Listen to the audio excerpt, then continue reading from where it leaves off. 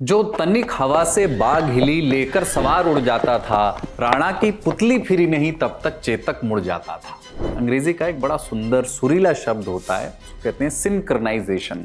Synchronisation जैसा महाराणा और चेतक के बीच था, या जैसा टोनी स्टार्क और उसके सूट के बीच था।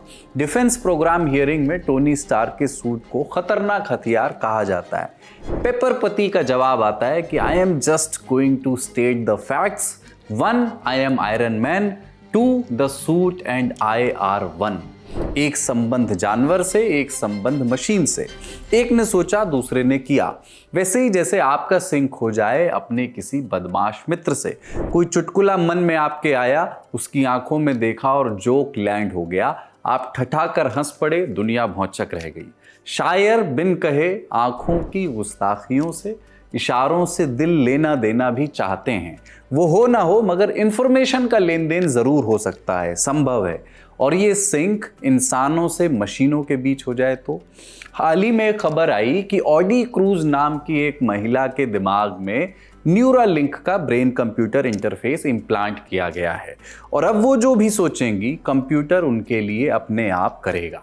अब कुछ सयाने साथियों को याद आएगा कि ऐसा कुछ तो पहले भी हो चुका है। भाई, महान वैज्ञानिक स्टीफन हॉकिंग भी तो ऐसी तरह ऐसे ही कम्युनिकेट करते थे। तो जानिए कि यहाँ बिना किसी फिजिकल प्रॉम्प्ट जैसे कि टेक्स्ट या टच के काम करवाने की बात हो रही है। मतलब सिर्फ आपकी सोच, आपके इशारे और मशीन। नमस्ते, अपन है कुलदीप और आप देख रहे हैं जटिलता का विलोम और सरलता का पर्यायवाची आसान भाषा में। और आज हम इसमें जानेंगे कि कौन सी टेक्नोलॉजी यूज करते थे Stephen Hawking. Brain computer interface BCI का इतिहास क्या है, न्यूरालिंक क्या चीज है और क्या है इसकी लेटेस्ट टेक्नोलॉजी, एलॉन मस्क का मास्टर प्लान क्या है इस संबंध में, और ये होमो सेपियंस के लिए किस तरह से उपयोगी होगा। Brought to you by Sensodent K and Subharti University. SLS और पैराबेन गॉन, तो उसका करंट ऑन। What then? इसके पोटेशियम आयंस करें टूट का करंट गॉन, लाइफ का करंट ऑन। पहले बात पुरानी करते हैं। कौन सी टेक्नोलॉजी इस्तेमाल करते थे स्टीफन हॉकिंग? स्टीफन हॉकिंग को आप जानते हैं कि 21 साल की उम्र में ALS यानी एमायोट्रोफिक लेटरल स्क्लेरोसिस नाम की बीमारी हो गई थी। ALS एक गंभीर बीमारी है। इसमें दिमाग का मांसपेशियों से नियंत्रण खोने लगता है और शरीर के मूवमेंट को कंट्रोल करने वाली नसें सूखने लगती हैं। धीरे धीरे इंसान के पूरे शरीर के मसल्स काम करना बंद कर देते हैं। ऐसा ही हुआ स्टीफन हॉकिंग के साथ भी, और इसी वजह से उनकी आवाज़ भी चली गई थी। इसके बाद उनके लिए अलग अलग टेक्नोलॉजी ईजाद की गई ताकि वो कम्युनिकेट कर सकें। सबसे पहले बना एक हैंड हेल्ड क्लिकर और इक्वलाइज़र। क्लिकर एक तरह का रिमोट था जो उनकी उंगलियों की छोटी छोटी हरकतों को कंप्यूटर इनपुट में बदलता था, और इक्वलाइज़र एक कंप्यूटर प्रोग्राम था जिसकी मदद से वो स्क्रीन पर अक्षर, शब्द या वाक्यांश चुन सकते थे। चुने गए शब्द एक कंप्यूटराइज्ड आवाज़ में सुनाई पड़ते थे। इस टेक्नोलॉजी से वो लगभग 15 शब्द प्रति मिनट बोल सकते थे। Subharti University, one of the leading universities of North India. Exciting college life and top placements. Join Subharti University, Meerut. जैसे जैसे बीमारी बढ़ी, हाथों पर भी उनका कंट्रोल खत्म हो गया। तब 2000 के दशक में आया इंफ्रारेड चीक मूवमेंट सेंसर, जो उनके गाल की हल्की हरकतों को पकड़ करके कंप्यूटर को कंट्रोल करता था। उनके चश्मे पर एक इंफ्रारेड सेंसर लगा होता था जो इन मांसपेशियों की गतिविधियों को रिकॉर्ड करता था। इससे वो स्क्रीन पर अक्षर चुनते थे और कंप्यूटर की मदद से आवाज में बदल दिया जाता था। अब उनकी स्पीड घट करके 2-3 शब्द प्रति मिनट रह गई थी। फिर आया 2011 जब इंटेल ने उनके लिए AC80 नाम का एक हाईटेक इंटरफेस बनाया, assistive context aware tool kit. ये सिस्टम सॉफ्टवेयर का और मशीन का कॉम्बिनेशन था जो हरकतों को सही संदर्भ के साथ, सही कॉन्टेक्स्ट के साथ इनपुट में बदल देता था। बाद में माइक्रोसॉफ्ट ने इंटेल के साथ मिलकर के स्विफ्ट की इंट्रोड्यूस किया, जो प्रिडिक्टिव टाइपिंग ऑफर करता है। जैसे फ़ोन में होता है, ही लिखने पर HE लिखते हैं आप और हेलो का सजेशन अपने आप आ जाता है। तो इन सारी तकनीकों की मदद से स्टीफन हॉकिंग कम्युनिकेट कर पाते थे। लेकिन इनमें से कोई भी टेक्नोलॉजी इन्वेजिव नहीं थी, यानी शरीर के अंदर कोई डिवाइस नहीं लगाई गई थी। यहाँ सब काम मांसपेशियों की जो बारीक हलचलें हैं उनको पकड़ करके कंप्यूटर से काम करा के किया जा रहा था। जबकि जो BCI टेक्नोलॉजी है, जो वो न्यूरोनल सिग्नल्स को डायरेक्ट मशीन से जोड़ती है, यानी सोचते ही आप दिमाग में सोचेंगे और सोचते ही कंप्यूटर काम करने लगता है।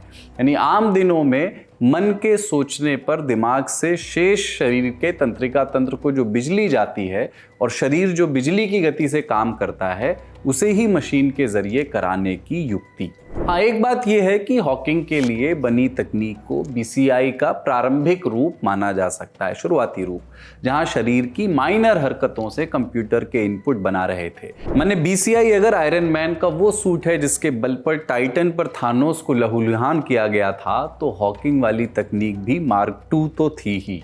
मगर क्या BCI की कहानी स्टीफन से शुरू हुई या बात जरा पुरानी है?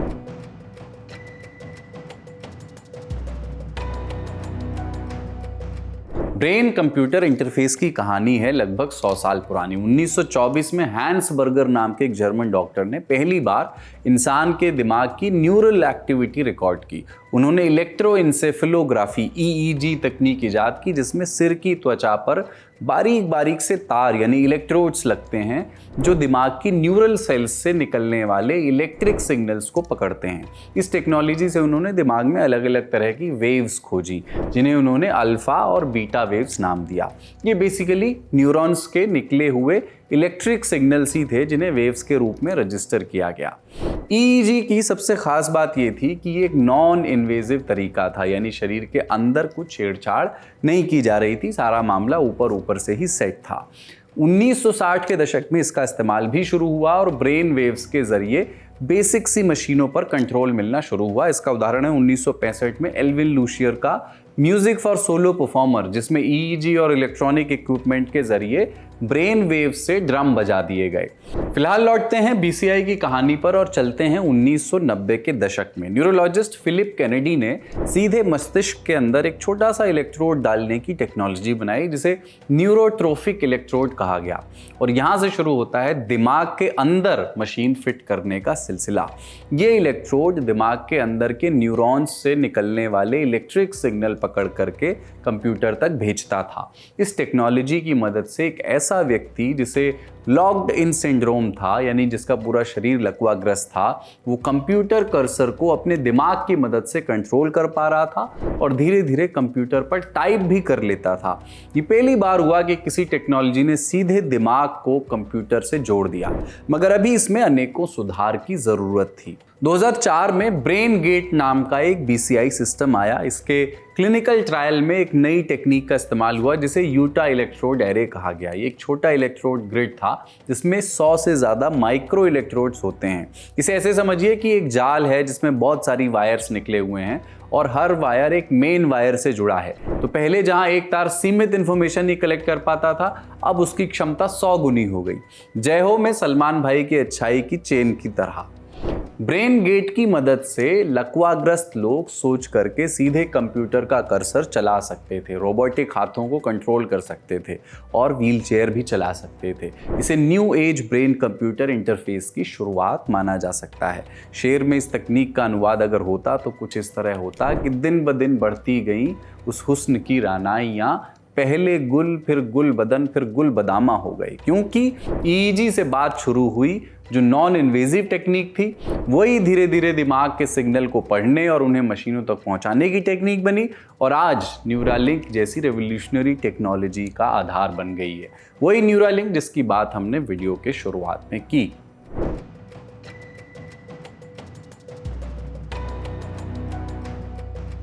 पहले तो ये समझ लीजिए कि न्यूरालिंक एक कंपनी है, कोई प्रोडक्ट नहीं है। प्रोडक्ट वही है जिसकी बात अभी तक हो रही थी, BCI, बोले तो ब्रेन कंप्यूटर इंटरफेस। अब इस कंपनी की दो खास बातें हैं, पहले तो उसकी टेक्नोलॉजी और दूसरी एलॉन मस्क। वो एलॉन मस्क जो कभी मंगल पर कॉलोनी काटने का प्लान करते हैं और कभी धरती में छेद करके हाइपर लूप बनाने चल पड़ते हैं और कभी ट्विटर खरीद करके उसे X बना देते हैं। मस्क ने न्यूरालिंक को 2016 में शुरू किया था। न्यूरालिंक की डिवाइस जो कि एक चिप है, उसको सर्जरी के जरिए इंसान के सिर की हड्डी यानी स्कल के नीचे लगाया जाता है। जैसा कि हमने वीडियो में पहले समझा था वैसे ही इस चिप से कई बेहद पतली और लचीली तार जुड़ी होती हैं जिन्हें इलेक्ट्रोड्स कहते हैं, जिसकी हमने पहले भी बात की, जो दिमाग के अंदर न्यूरॉन्स के सिग्नल्स को रिकॉर्ड करती हैं और उन्हें वायरलेस तरीके से कंप्यूटर तक भेजती हैं। अब यहाँ से खेला शुरू होता है एआई का। एआई की मदद से उन सिग्नल्स को डिकोड किया जाता है और कंप्यूटर या अन्य मशीनों को कंट्रोल करने के लिए इनपुट्स तैयार किए जाते हैं। इस तकनीक की खास बात यह है कि इसे लगाने के लिए एक स्पेशल सर्जिकल रोबोट का इस्तेमाल किया जाता है, जो इतनी सटीक सर्जरी करता है कि दिमाग को कोई नुकसान नहीं पहुंचता, उतना भी नहीं जितना ऑफिस से निकलने के 10 मिनट पहले बॉस के दिए काम से होता है। इन सब चीज़ों के अलावा न्यूरालिंक दूसरे ब्रेन कंप्यूटर इंटरफेसेस PCI से इसलिए भी अलग है क्योंकि इसके इलेक्ट्रोड्स बहुत छोटे हैं, फ्लेक्सिबल हैं और सीधे न्यूरॉन्स तक पहुंचते हैं, जिससे सिग्नल की क्वालिटी और कंट्रोल बहुत ज़बरदस्त हो जाता है। इसके अलावा न्यूरालिंक वायरलेस डेटा ट्रांसमिशन का इस्तेमाल करता है, जबकि दूसरे BCIs या तो सिर की सतह पर इलेक्ट्रोड लगाते हैं जो कि कम सटीक होते हैं, या सर्जरी का तरीका उनका थोड़ा जटिल होता है। तो न्यूरालिंक का मकसद न सिर्फ विकलांगों की मदद करना बताया जाता है, बल्कि भविष्य में दिमाग की मेमोरी बढ़ाना, मानसिक बीमारियों का इलाज करना और इंसान AI के बीच बेहतर रिश्ते बनाना भी इसका मकसद बताया जा रहा है। यानी AI हमारे भीतर ही वास करे, ऐसा कुछ सिस्टम बैठाया गया है। अब शायद आप ये सोचें कि अरे जाओ, ये सब तो बहुत दूर की कौड़ी है। तो जान लीजिए कि न्यूरालिंक अब तक 9 लोगों में अपना ब्रेन कंप्यूटर इंटरफेस चिप सफलतापूर्वक इम्प्लांट कर चुका है। ये सर्जरी ज़्यादातर उन लोगों में की जा रही है जो लकवाग्रस्त हैं, या जिन्हें रीढ़ की हड्डी में चोट है, या जो न्यूरोडिजेनरेटिव बीमारी जैसे ALS से पीड़ित हैं। वीडियो की शुरुआत में जिस महिला का जिक्र किया गया वो भी इसी का एक हिस्सा है। तो कुल मिलाकर के बात ऐसी है कि फिलहाल ये चमत्कार सा लग रहा है। उम्मीद जगती है कि फिर कोई ग्राहक विकलांग नहीं रहेगा, लकवाग्रस्त इंसान का जीवन आसान हो जाएगा। और उम्मीद के पहले थोड़ा संयम रखिए, क्योंकि मस्क ठहरे तगड़े बिजनेसमैन हर चीज़ का एक मास्टर प्लान लेकर के चलते हैं।